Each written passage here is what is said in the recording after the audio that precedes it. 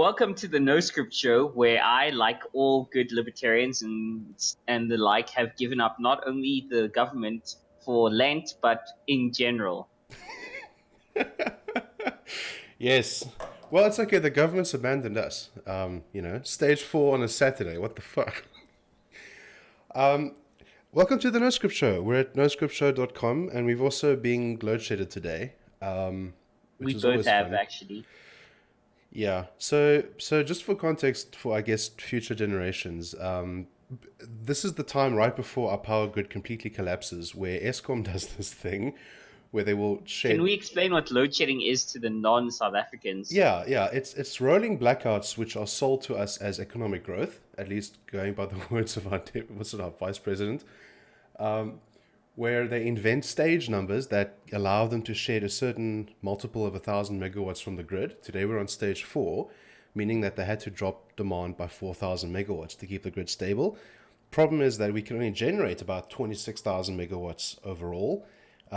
So today, on a Saturday, when all the factories and offices are closed, at the end of summer, when no expensive heaters are being run, we still had to shed 4,000 megawatts from the grid.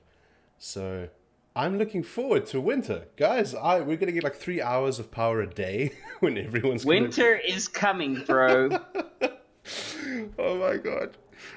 Okay, so just based on that, right? Global warming might be our greatest savior because the longer things stay toasty, the less we need things like heaters and all that. So, like, Yeah, I would uh, advise, in order to keep the lights on, everybody needs to drive a Hummer. That's my advice. yes, that's very, very sort of non-linear thinking. I like it. Yeah, yeah, every week in this election cycle is ridiculous. And it's really, I mean, ever since yesterday, it's like kind of this elephant in the room, the Christchurch massacre, which I have to acknowledge. And, just A, it was extremely fucked up. B, I'm extremely sorry. And Mm. like this, yeah, the more I think about it, the more emotional I get. So I'm going to try not to. So, um, Well, yeah. no, I was just going to say, from my perspective on the more conservative side of things, like, I like people like, Marlene Yakel, who came out and said, yeah, I'm a very conservative Christian person, but even I'm like, fuck, this is a terrible thing that happened to other human beings. Yeah. Let's pray, even if you don't believe in prayer, let's pray for them. Let's acknowledge that a bad thing happened to a Yeah. lot of innocent human beings. So, yeah. It's bad. Yeah, really bad thing happened. And look, when it happened, like most sort of dipshits, the shooter published a manifesto because you got to have a manifesto, right? And I don't know. I think you're going to do an in-depth thing on that at some point, or is there going to be a show Yes. that they like? Tell us. So I don't actually want to talk about it on the show because in the first episode we did last year, we basically committed to the fact that this show would be a refuge from the disastrous bullshit that happens out in the real world. So, as much as possible, I'm sticking to that. I just wanted to acknowledge that this is not something that has passed me by. When the shooting happened and the manifesto went live, I pulled down a copy and skimmed through it and saw a tremendous amount of bullshit, but enough of it resembles common sort of mainstream right wing 4chan nationalist, ethno nationalist type thinking. And the thing is, a lot of it references real world situations. And so, to a reasonable observer, it looks like the guy might have a point. So what I'm going to do is pick that apart, top to bottom, because a lot of it is written from a very narrow perspective, a very Yeah. inconsistent perspective. So I don't even have to, haul out my own politics. I can just pick it apart based on what's in the document itself. So I'm going to do that, and I'll post updates on my Twitter account as I go. And I'll do that like sort of over the next couple of days, because Yeah. that is almost like it's like a checkpoint in the evolution of how these people's culture and thought is evolving. It's like this manifesto, in a lot of ways, it captures a typical 8chan thread, for instance.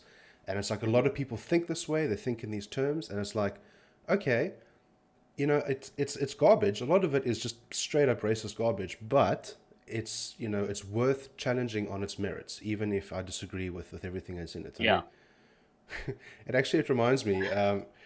Shout out to Shelley Garland, aka Marius Root, for the Huffington Post takedown a couple of years ago with that fake article that white men shouldn't be allowed to vote.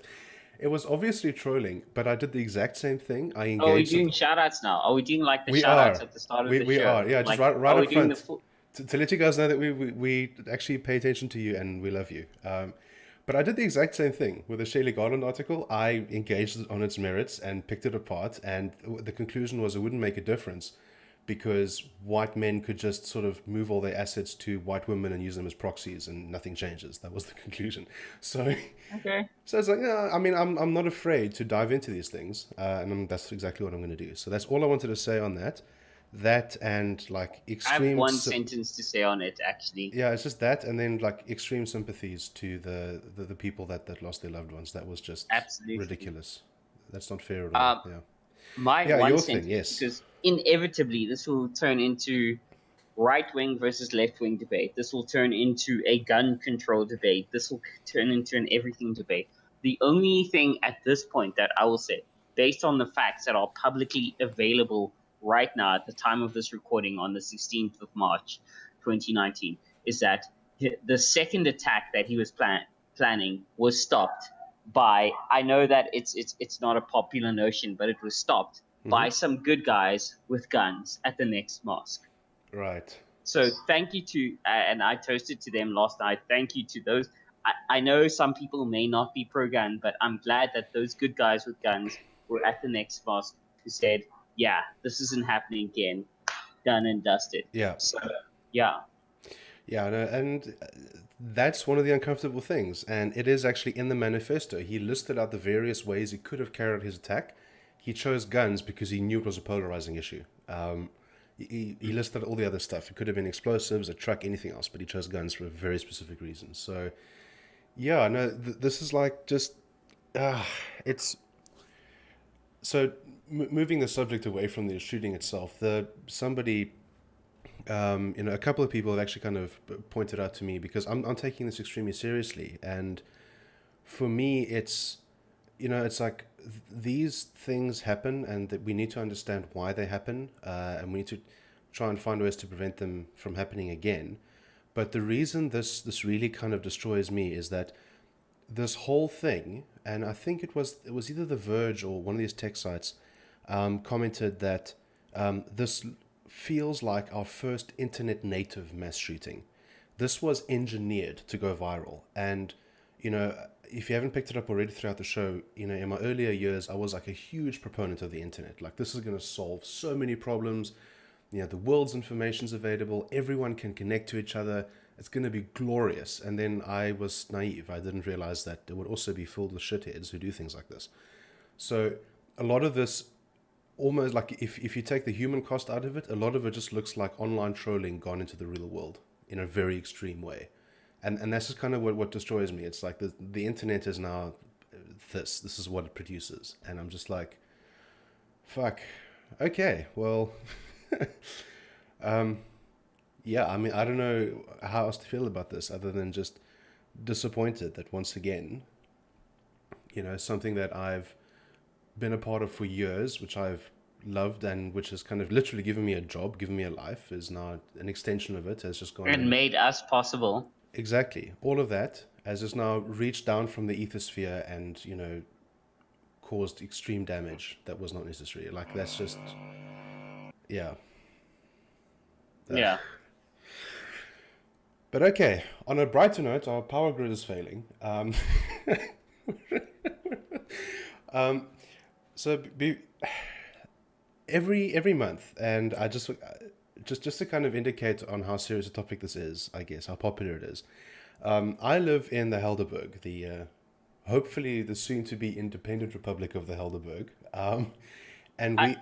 I have my thing. I know you don't like my position, but I still don't think that. I know there's a lot of popular proponents of an independent Western Cape, but I don't, and I understand the desire for it, but I do not think an independent Western Cape will be the catch-all panacea that people seem to think it will be.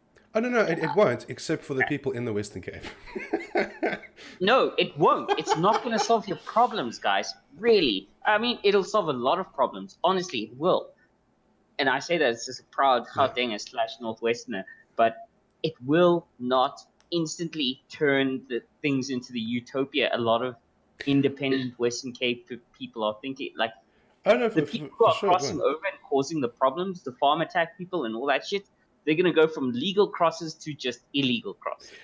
Oh, it's. And the stream will slow down, but there's still gonna be a stream. Oh, I don't think we're under any illusions that it's an instant fix.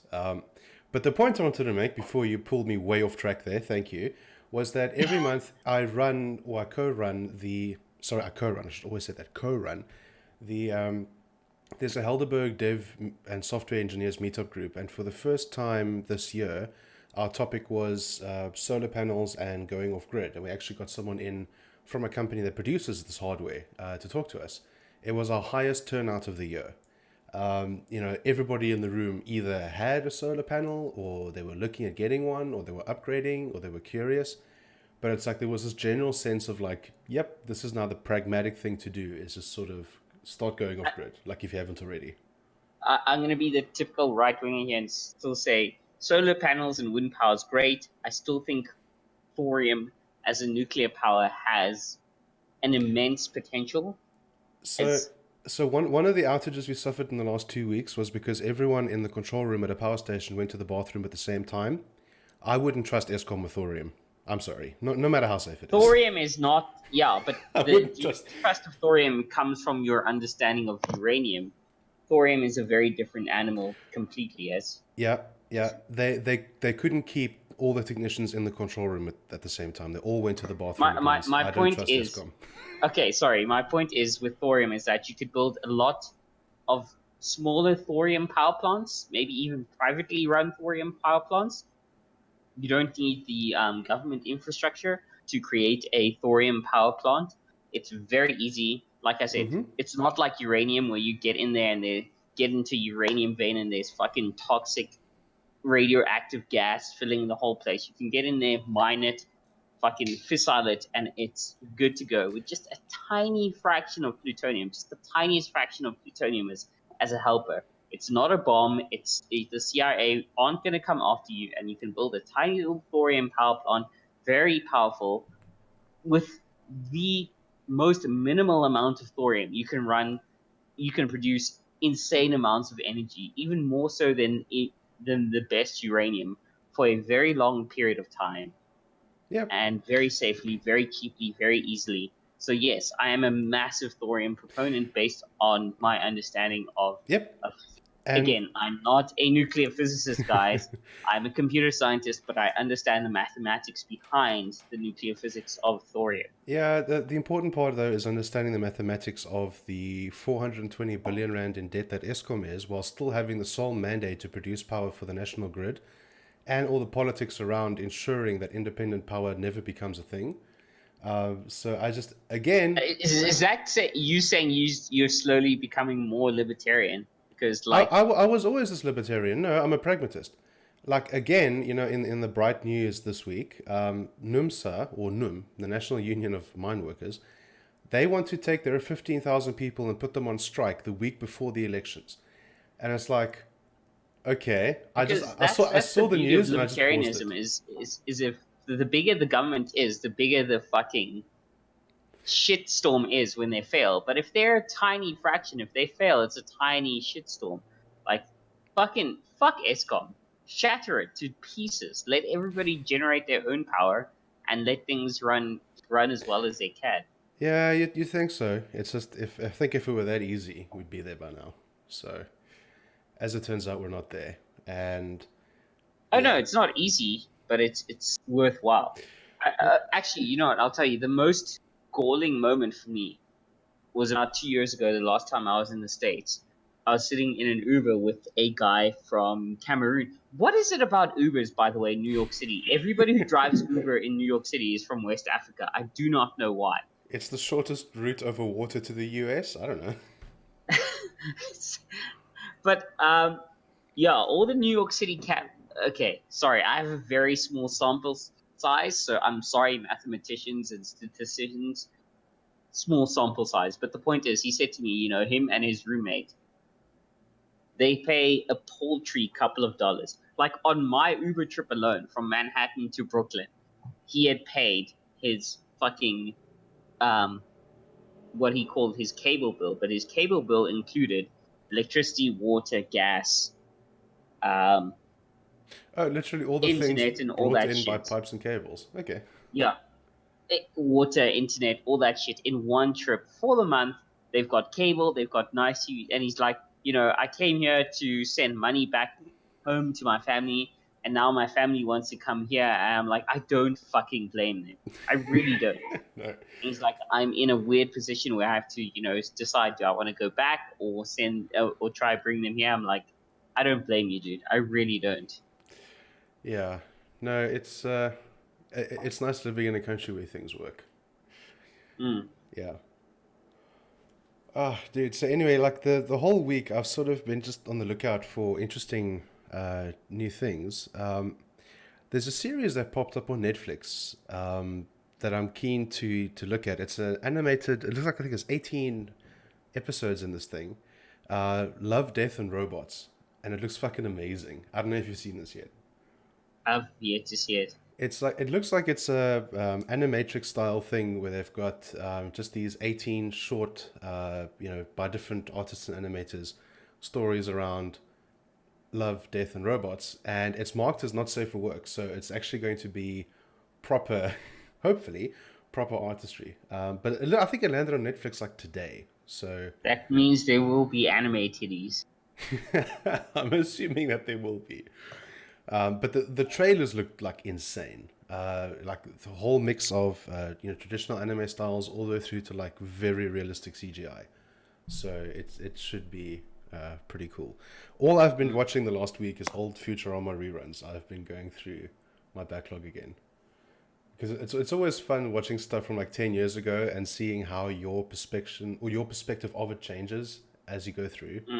So it's been Futurama for the last week for me. That's been pretty great.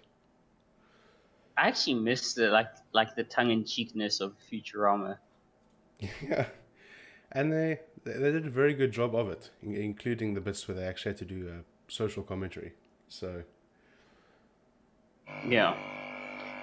So I have a question for you, hit me. my guy, and this might be a slightly techie question. Oh god. But if you were a super advanced, not super advanced, but let's say you're a Kardashev 3 type civilization, or even a Kardashev 2 type civilization, Right. and you came to Earth, how would you fuck with us as humans? Not like wipe us out, but just like mess with us to make life more difficult for us. I actually I've among the many thoughts that I keep in the back of my head at all times is these sort of sci-fi worlds that I think up that I might want to write about someday. And ironically, that one did come up because 5 seasons in a book, guys. Yeah. There will be a Noscript show book. 5 seasons in a book. Yeah, and the thing is, you keep saying that, but you do no writing, so it's like, okay, well. So it's my fault that I'm the bad guy, guys. Just so Yeah. I'm glad we sorted this out on air. I'm the bad guy, guys. Yeah, he is. Hashtag Team Wotan. He We're the doesn't bad even have a guys. blog, okay? I at least have a blog. I'm the bad guy. Hashtag Team Wotan are the bad guys. Yes. Yeah, now you know for those alignments. But actually, I did figure that an ongoing conflict would be any kind of, like if you imagine there's some kind of galactic federation, any government that big would understand that resources are limited and that, usage needs to be managed. Sort of, environmentalism on like a galactic scale. And humans, we know, are very good at spreading out and consuming things. So I'm pretty sure that a Kardashev Type 2 or Type 3, or a federation of civilizations, would treat us like an infection, I think, more than anything else. So if they came across us, there would be containment and study and the development of an antidote, more than anything else. I think that's what we'd be in for. Okay. Well, here's my take, right? Yeah. I have a couple of ways I would mess with us, right? And this isn't even based on super advanced technology. Okay, so for reference sake, guys, we've mentioned the word Kardashev, and I'm going to assume that some people listening do not understand the Kardashev scale. it is nothing like the Kardashian scale, which No, okay, which is how many basketball players you've slept with. and also how young you get to be before you're the first self-made billionaire at 21. What the hell? It was that, dude. Oh my god, that's the Kardashian scale, I think somehow. It's like Yes. what percentage of your self-made wealth comes from people giving you money just so you get to be the first billionaire? That literally happened. People were donating money, unasked for, unbegged for. They were donating money to get her to be the first youngest self-made quote-unquote billionaire. So that's the Kardashian scale. Let's talk about the Kardashev scale. The Kardashev scale. And wow, we've hit the tech section like what, 10, 20 minutes into the episode? It's because I don't want to talk current affairs. It's been a very dark week for that, so I'm just gonna Fair enough. acknowledge it and skip right over. So apologies in advance, guys. There's going to be a lot of tech in this episode. That's the plan. The We'll see how Kardashev it goes. scale is a scale which measures the advancement of a given civilization based on the amount of energy they can harvest. That means, for example, a type 1 civilization, a Kardashev type 1 civilization, would be able to harness the entire power of its home star. So to put this in perspective, guys, we are, I think, a 0.5 type civilization now? 0.4, somewhere there? Hold on, I think the whiskey might be messing with your brain. That's type 2. Type 1 is harnessing all the energy hitting your planet. Type 2 is harnessing the star. Sorry. Yeah. Type 1 is all the energy of your planet. Type 2... No, wait, but what about the entire system, about your entire system's energy? That's type 2. It's everything radiated by your own star. So the scale goes, type 1 is infinite renewables. You're not burning fossil fuels anymore. All the energy radiating from the sun you're able to capture. That's type 1. Type 2, you gobble up your star. Yeah, sorry. So type 1 is all of your planet and all the energy radiating from your sun, basically, or your star. But remember, by type 3, you've got your own galaxy worth of energy. So type 1 is basically if we could get all of Earth's energy and the sun's energy. For perspective, the sun in a given day radiates more energy than the entirety of humanity has ever consumed. If you tripled how long humanity has been around, it still wouldn't even be a single grain of sand on the beach of sand that the sun has radiated in terms of energy. That's how much energy it radiates every minute, every second. It radiates a lot of energy. Type 2, as you said, and type 3 when you have your whole galaxy's worth of energy. So if ESCOM was in charge, there would still be load shedding, but carry on. Oh yeah, for sure. Because all the technicians would leave the control type room. 2 civilization. If I was a Kardashev type 2 civilization, I'd rock up here. I'd be like, okay, here's a fun thing to do. Let's cause runaway Kessler syndrome on their planet, so they can't get off their planet. And Kessler syndrome is basically named after a NASA scientist. And the basis of... Sorry, it's Donald J. Kessler, not Donald J. Trump.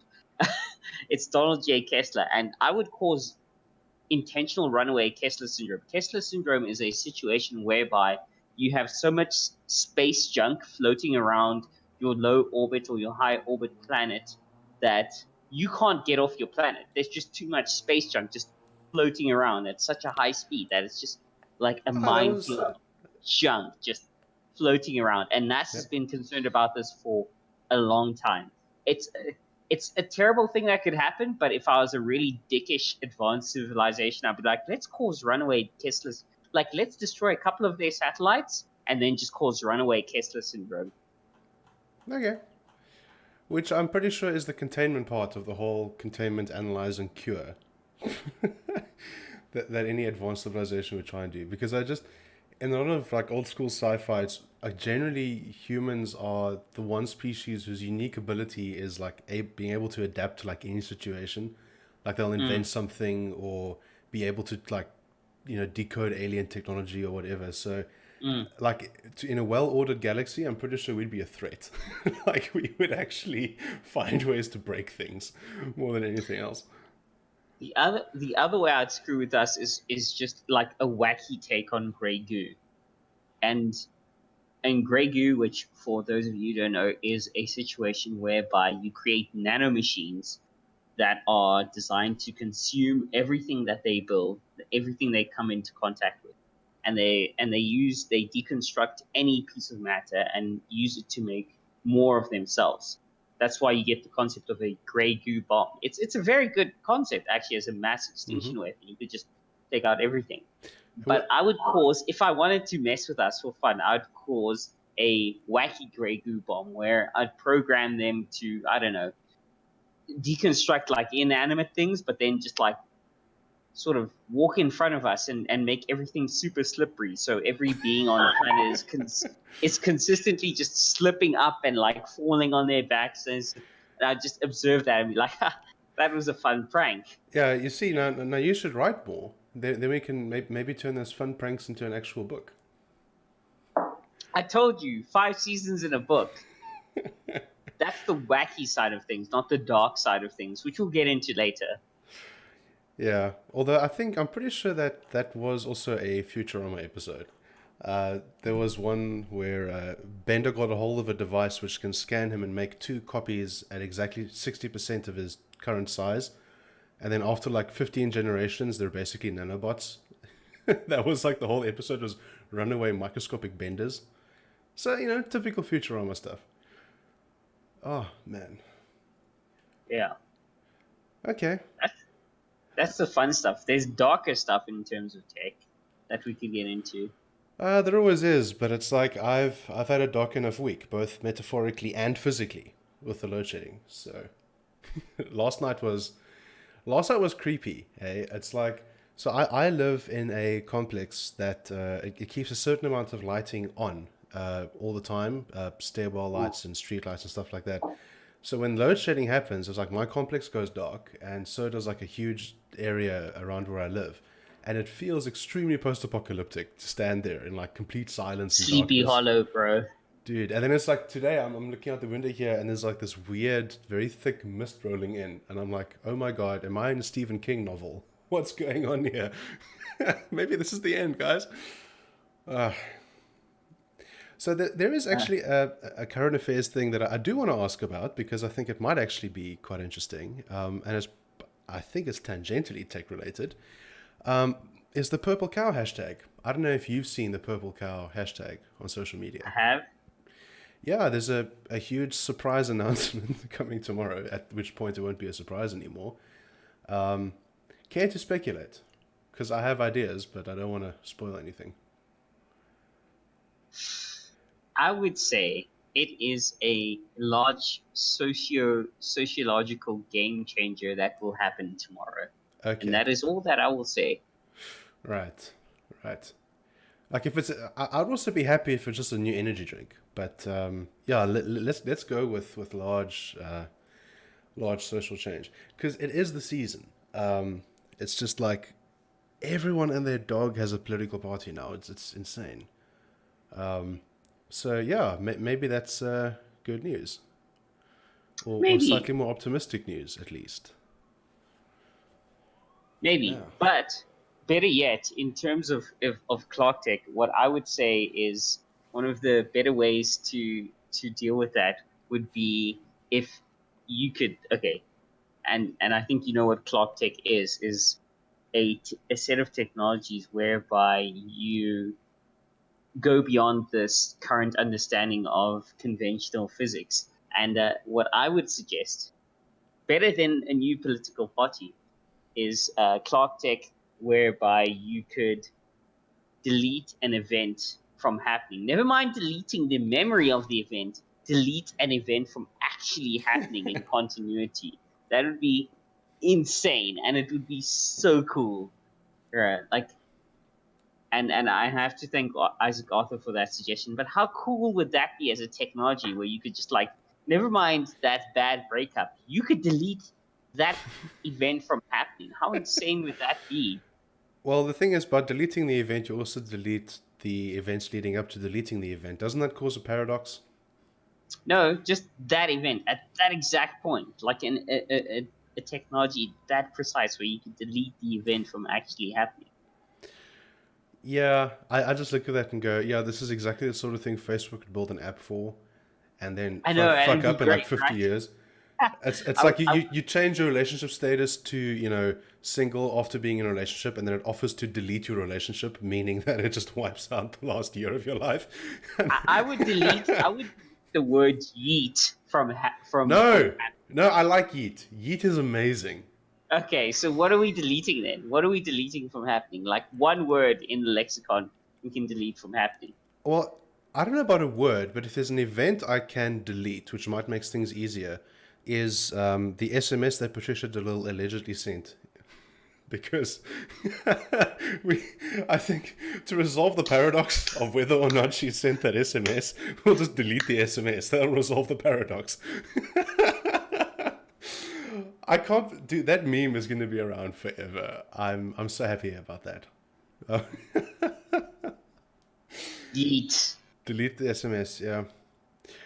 If I could delete a Oh no! Wait! I would delete the word totes from happening. totes. Yeah, I can do without totes. Yeah, I can do without totes. I think because tote is a type of bag, so I don't know how you get from a tote bag to totes. Just say totally. It's like the same syllables and everything. Yeah, I think totes. A word that I would delete for sure is the fact that Oxford Dictionary included the crying laughing emoji as word of the year in 2015. I would delete that. I will say this. I had to do a company satisfaction survey recently. I will not reveal the company I'm currently employed by for obvious reasons. It's EOH, guys. Sorry, you were saying?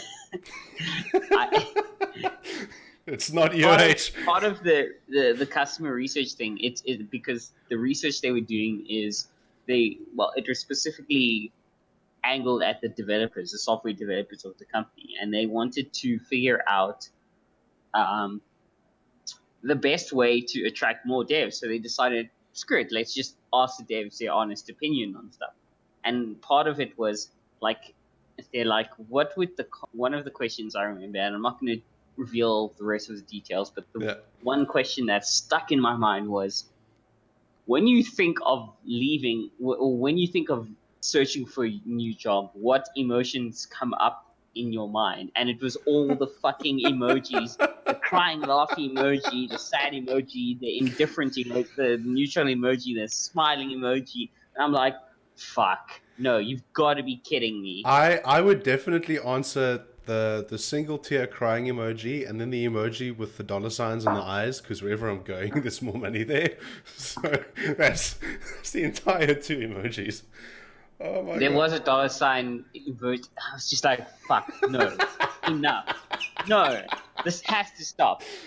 And honestly, guys, for those of you listening, Wogan and I have known each other for some time personally, even outside of the show. So we've been mates before that. And I've generally been the one that uses shit like lit fam and yeet. But even I am like, no, enough. Well, what was it? Because we discussed emojis a couple of episodes ago about how they had started adding like all these new ones, and it's like, I'm like, I can get the differently abled emojis, but the fucking period emoji? Are you kidding me? It's like, thank God that we're developing a language for people that are too lazy to use language to express themselves. It's like, to go mainstream, you need to develop iconography.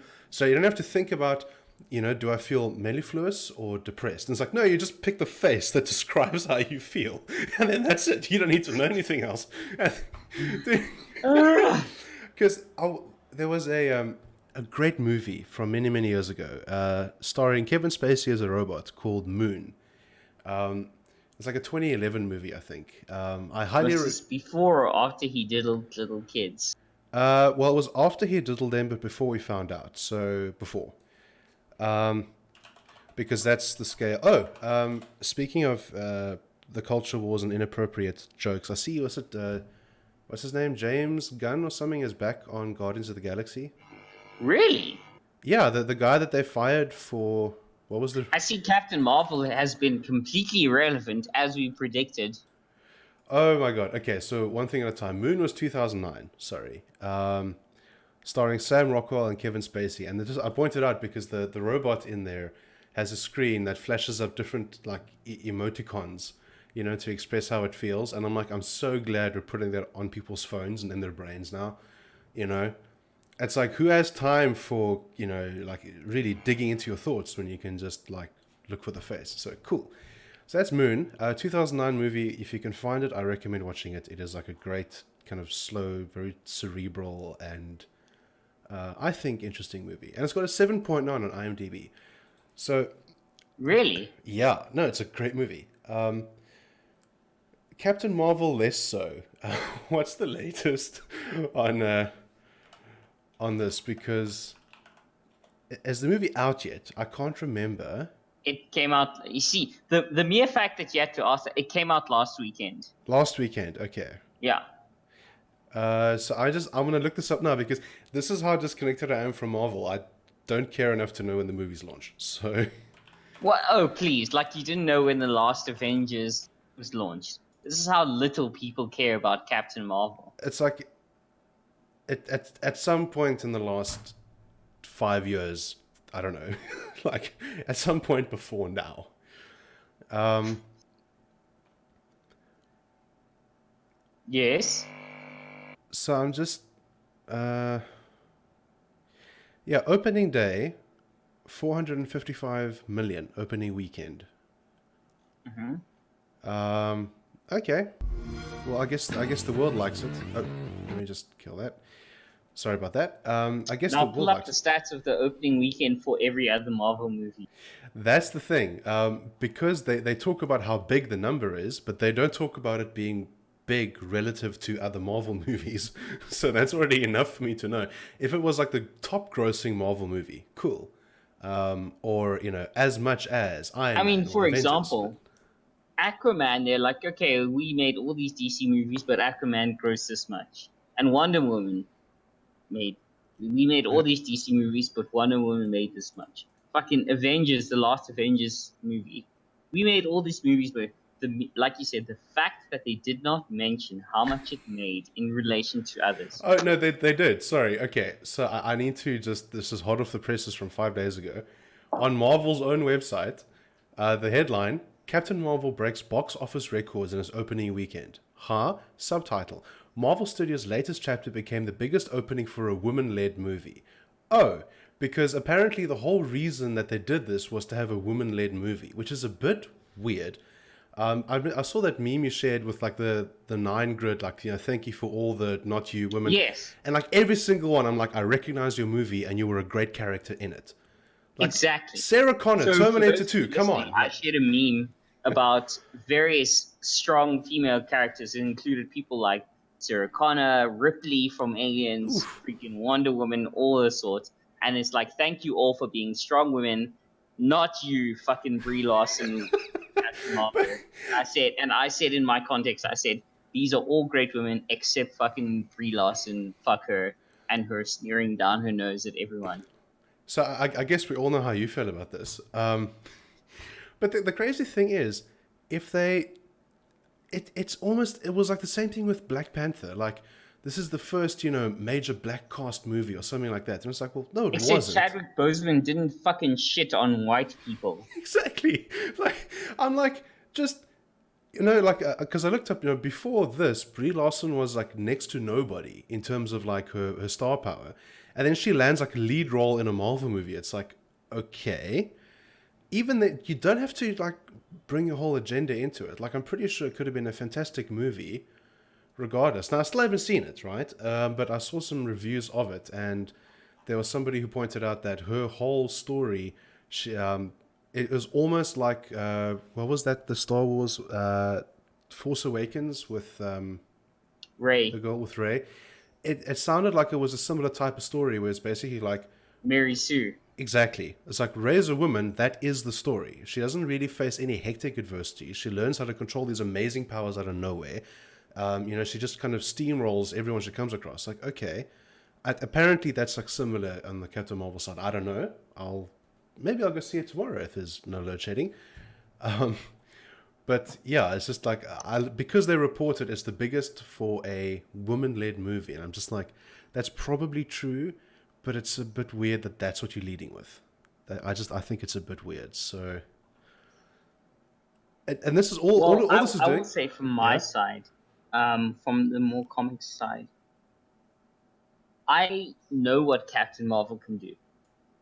Okay, I know what Carol Danvers can do Mm-hmm. in terms of comics and all that, and I know what she has done and what she probably will do in the movie. I know her power set, I know her motivations, all that shit, and this is not to shit on. Actually, no, this is to shit on Captain Marvel. It's almost unnecessary to watch, and I know I said this in the previous episode that I'll probably watch it anyway, just to watch all the Marvel Cinematic Movie Universe stuff. But if you can't watch it, it's fine, guys. Just watch Avengers Endgame. You won't miss much Oof. by skipping.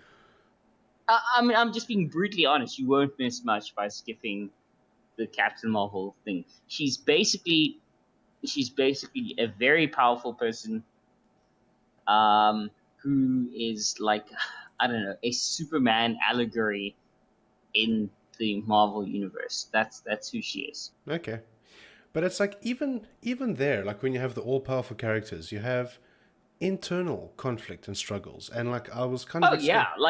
like I mean, the DC comics and the Marvel comics, sadly, they haven't done this much yet, but you have things called Cosmic Marvel and you have Cosmic DC. Like, for example, Cosmic Marvel, you have people like, I don't know, Thor and Odin and all Mhm. that. Odin, Zeus, all the Sky Fathers. But you know who shits on the Sky Fathers are the Celestials. And these are like giant, like Galacticus, Mhm. like in the Silver Surfer. Galacticus is almost sort of celestial. And you know who shits on the Celestials? The fucking eternal constants in the Marvel Universe, which is entities like Eternity, Infinity, Death, and Oblivion. Yep. Death, who Thanos is in love with endlessly, and Eternity, Infinity, Death, and Oblivion. And you know who shits on them? The Living Tribunal. And you know who shits on the Living Tribunal? The one above all, which is like, their version of the Judeo-Christian God. Mhm. Like, there's nothing that can touch the one above all. So there's always power ranks in the sort of comic, even in the DC universe. There's the Presence who speaks to, well, Lucifer, Morningstar, who's literally, the representation of the Judeo-Christian concept of Lucifer, Mhm. and Samael, the Judeo-Christian representation of Michael, he who is closest to God. So even in whatever comic universe there's always very constrained ranks of power rankings in Mhm. each comics universe. So, guys, trust me, there's a lot of very powerful beings out there above Captain Marvel and her fuck you white males bullshit. So yeah, I think we've definitely established that it's probably her off-camera antics that have sunk this more than anything else. But hey, I want to see it. Like if nothing else, I'm expecting on par CGI and After Effects work for this movie. Like, but then again, I'm the sort of person that I've watched. There was a Tom Cruise movie, Oblivion, I think it was. I, Yes, where I he didn't. Sorry, no, yeah, spoiler alert, guys, for those of you who haven't watched like a 30-year-old movie, it's but not he that old. realizes he's not the only him. What is it like? They work as a pair because they're very 2013. compatible. Yeah. Yeah, Oblivion. It's basically like it's weird seeing the Mission Impossible guy in that situation. But I watched it twice for the visual effects. I'm the sort of person that'll watch something for the way the user interfaces look on the computers in the movie. So that's why I'll watch Captain Marvel and probably quite like it for reasons unrelated to the main character or the plot. But yeah, it's just from what I heard, it's this weird thing where they just try to kind of force this, you know. And the fact is, again, like I'm not some kind of chauvinist. Women can absolutely lead movies. This whole thing made me want to rewatch Terminator 2 just for Sarah Connor, right? Like, Sarah definitely. Connor, Wonder Woman. What else? Storm, one of the top X-Men Yeah, ever. Like I it's mean, like for every. me, this annoys me personally on a personal Oh level yeah, because I love comics, and when people are like, oh, it's the first whatever, I'm like, Black Panther was not the first black superhero. Fucking Carol Danvers, aka Captain Marvel, is not the first female superhero. You guys are effectively erasing the legacy of so many yeah. who came before them. It personally pisses me off, and I hate it. But even if they were the first to do this and this, right? Okay, I'm a software engineer. I did not need to see a movie about a guy who passes some test or university or gets into some company to know that a black man can be a software engineer. Stop condescending Oh us with this God, bullshit notion that I need to see a movie about a person from my identity becoming that thing to know that I can be that thing. you see, you just reminded me of this other thing which I managed to lock away in the back of my head. Thank you very much for bringing up the point that it is profound and disturbing and quite bizarre that okay, it was a comment out of the Black Panther thing. So Black Panther happens, and is it a good movie? Is it bad? I don't know. Haven't seen it. Or I enjoy watching the reactions more than the movies. And one of them, there was like a couple of people that, cropped together Facebook quotes and published them because that's what passes for journalism nowadays. And in one of them, there was a woman who said that she was so glad for Black Panther because this was like, she took her daughter to see the movie, her young daughter, and this proved that, like, black people have strength and can, make something of themselves and all the rest. And I'm sitting there thinking, you're getting it from a movie. Like, it's a little bit weird that we're looking to Right? our entertainment for our cultural and social values. Really? And it's like, you know what? This actually makes sense because, and I might have said this an episode or two ago, these people that push for this change, these activists, they live in a world of narrative. Like, it's all, everything entertainment, everything in culture is sort of the real world to them. And it fucking shouldn't be. I'm sitting here like, why can't there are actual black heroes? We did a Black History Month on the show. There's way more out there. There's actual people who did real things that were really heroic, in a true, natural, earth-based sense that you can be inspired by. Why would you, in any context, like even like, white kids and Superman, even that, why would you need a fictional character to inspire you when there are real heroes in the world? You know? It's like any 9/11 first responder is infinitely more heroic than Superman because Superman isn't fucking real. Am I Well, crazy? beyond that, Am I there's the crazy? whole. I mean, and this is the concept that gets brought up as to why. I mean, Superman is a surprisingly divisive character in the comic book Yeah. community because of. I mean, he's you know. No offense to those of you who are of faith. I'm of faith myself, but he's a Jesus Christ allegory. Like there is no It kind of is there's no actually. danger for Superman. He's fucking invincible. He Yeah. like he's okay. Well, no, he's not. He's died a couple of yes. Is that whole argument? But the point is, the reason why people love characters like Wolverine or Batman or I don't know, even the various iterations of the Green Lantern is because there is a difficulty in relating to somebody who there is no challenge for. Yeah. Somebody who just has everything, just that's that. It's just it's it's difficult to relate to them. Hmm. Superman's a nice guy. He's an objectively nice guy. Truth, justice, and the American way. Great. You're a nice stand-up. You're the super Boy Scout. You're the greatest Boy Scout of all time. You're a Dude, super nice guy. Everything. but how, you know what? We're definitely in a point now where we can absolutely have a Super Boy Scout as a comic book hero, and like his whole thing is teaching kids how to start fires and tie knots. Like, I would absolutely want to see Yes. a super Yes. a Super Boy Scout. Marvel, DC, if you're listening, Super Boy Scout. He gets bitten by like a radioactive fucking I don't know, Training manual. hummingbird or something. I don't know, dude. Like raccoon. I don't know, man. Yeah, he gets his powers trying to save a bunch of kids from drowning in the ocean off the Fukushima nuclear plant, which is still venting radioactive water, and that's where he mutates into. Super Boy Scout, stronger than an Eagle Scout, but not stronger than a Girl Scout. And it's like, and this is the whole point. It's meant to be entertainment. It's meant to be absurd, something you identify with. Like you see a reflection of yourself, but you don't want to emulate. It's just you want to identify with and be entertained, not to emulate, not to look up to as an actual hero. There is not going to. Oh my god! And it's just like this whole thing is like, okay, I now understand why things are going to shit because there are parents out there who, instead of teaching their kids about actual heroes and giving them role models to aspire to, they stick them in front of a TV, and everything on TV is designed to sell you something. So, of course, we have a whole generation of people that can't fucking tell reality from fantasy. Okay, now it makes sense. I have ticked that box in my big list of questions about the world. And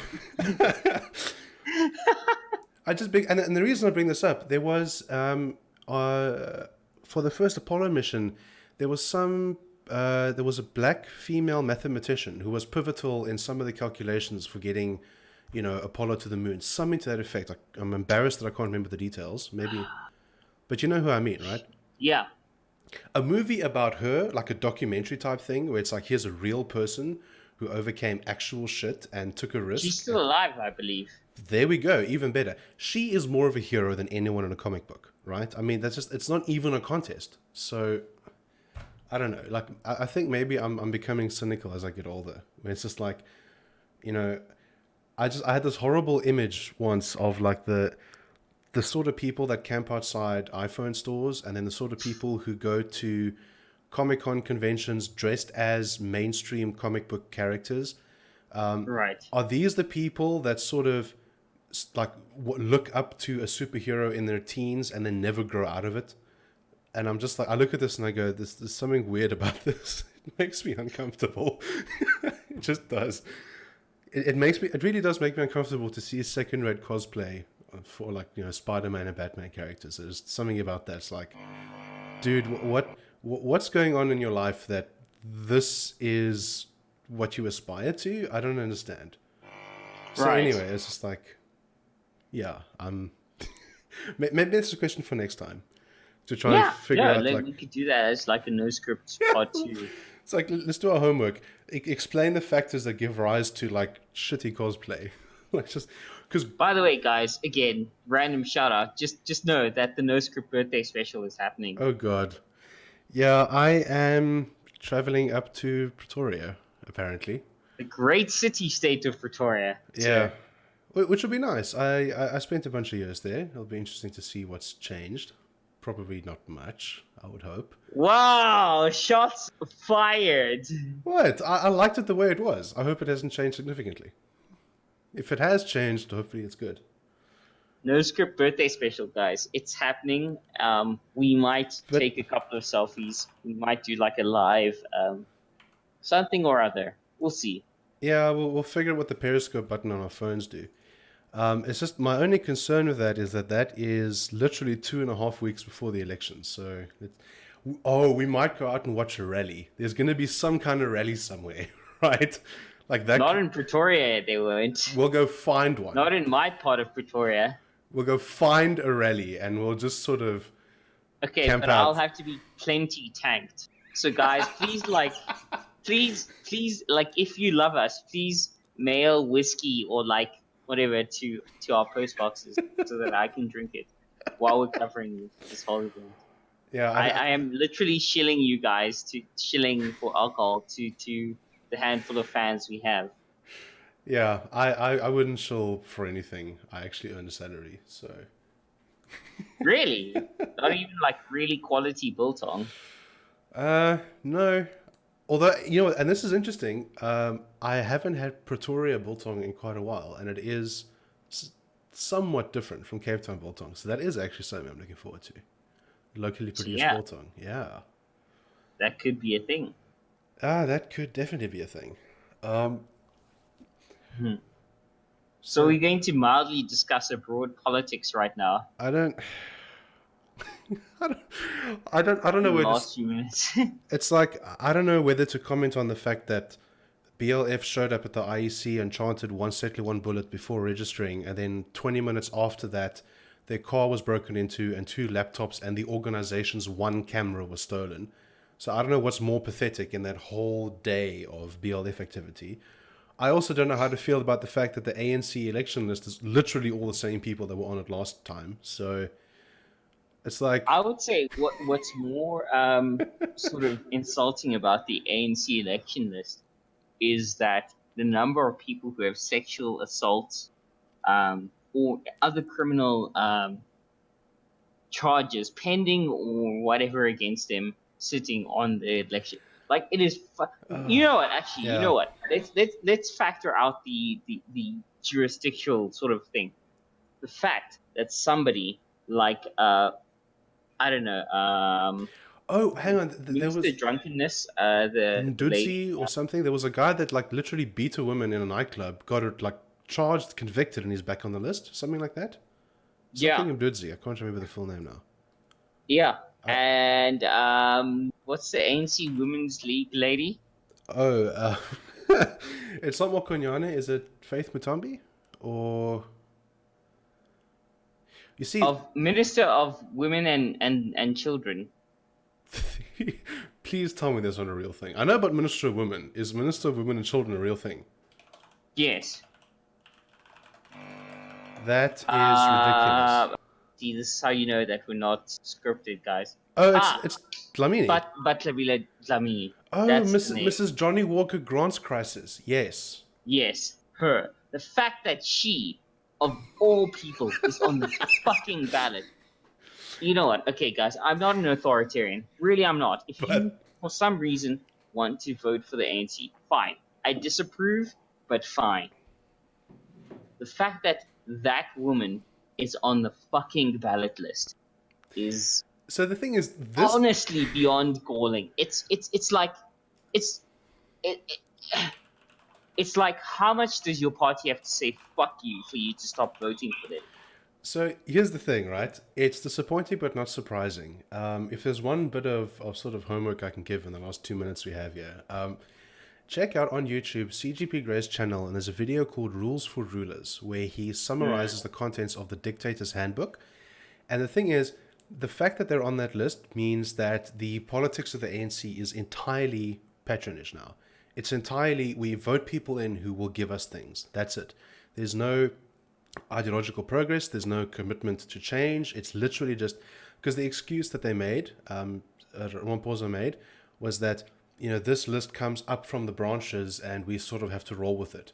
And it's like, okay, that's a bit of a bullshit excuse because then you're a president of nothing if you can't actually have any kind of say in this list.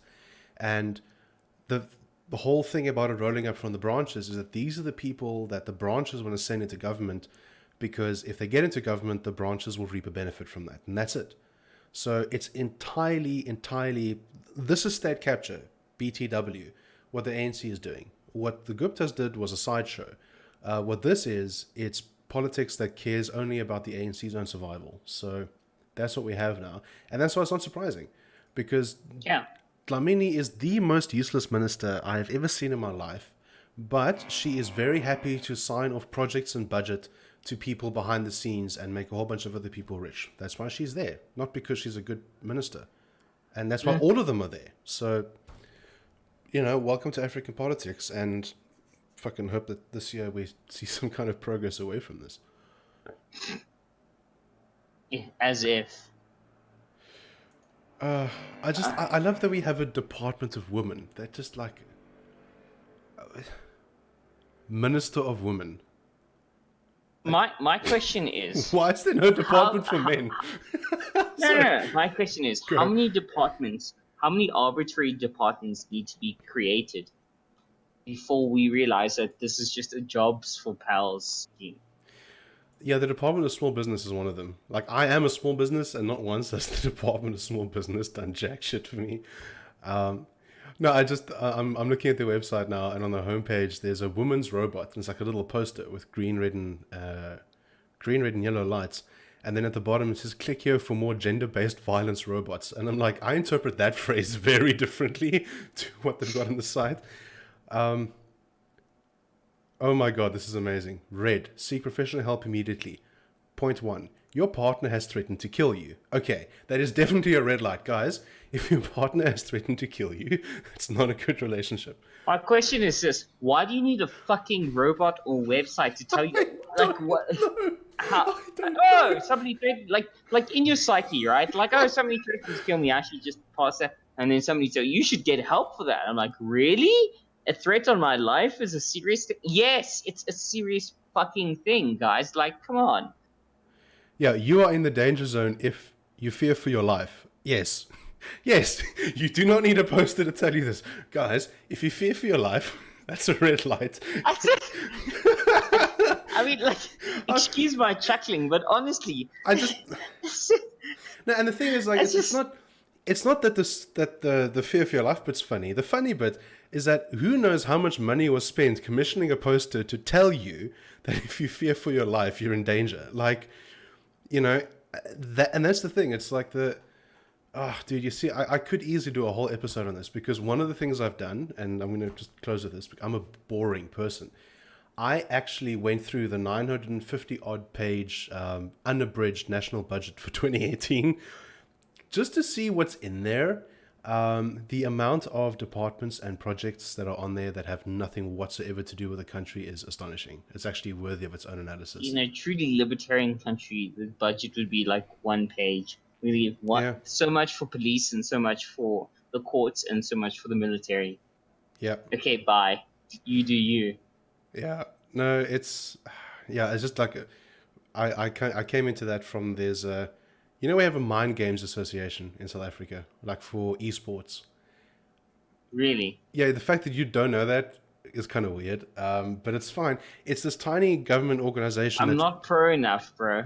Nobody my is. Overwatch skill rating is not high enough. Nobody in esports takes the MSSA, is what they call the Mind Sports Association of South Africa. Nobody takes them seriously, but also nobody has the government mandate to supersede them. So we're kind of stuck with him. And I was just like, I don't understand how this works. And then I started going through the budget, and I saw all sorts of arts and culture programs that made no sense. And it's just like, oh god. Does this have anything to do with the insults that you and I regularly get while we're on Overwatch, and people like, Mercy, why are you not healing me? Well, no, thankfully not. There's no government program for insults yet, but if they could create a government program for salt that would give another politician buddy some extra cash, they would absolutely do it. That's the For the record, guys, that reference was Wogan and I, as you know, are actual friends outside of the show, and we play this online first-person team-based shooter called Overwatch, and I am one of the main healers called Mercy, and I often incur insults because, surprise, surprise, I tend to kill either the tank or my buddy Wogan a hell of a lot, and people lose their minds off of that shit. But also, every now and then, like 2 out of 6 or 7 games a night, I tend to carry most of the action given the gold medals that we get. Right? So I'm totally fine with it. Like, are you mad that I'm healing the person carrying the team and damage boosting the person carrying the team? I mean, this seems like the logical thing to do. It really does. You know, it's like on a mission where you got to push a payload, meaning you have to stand on a very slow moving truck and wait for people to shoot you. My character is the most nimble in the game. What you're gonna say. I can literally fly and jetpack around, but I've got to fucking stand on this and get shot because nobody else is doing it. And it's like, okay, at that point you don't get to complain about the healing. You don't. Really? I'm sorry. It's just he's like fucking direct rocket hit after direct rocket hit. Like, don't heal the person carrying the team. Okay, and what do you want me to do? Like, oh man. So anyway, I think that is the end of our episode this week. And assuming civilization doesn't collapse, there'll be another one next Saturday. You can find us on noscriptshow.com. We have a Discord server where we actually plan and play some of these Overwatch games. So if you're into that, hit us up for a good time. You can speak to us and game with us. Yes. Mostly you'll be watching Odin over here healing me in Overwatch, but it's all good fun. We're a small but growing group of people that don't take life too seriously, which, as it turns out, is like an extremely vital thing to have in Yeah, 2019. survival mechanism. All right. See you all next week. Thanks for listening. Cheers, guys.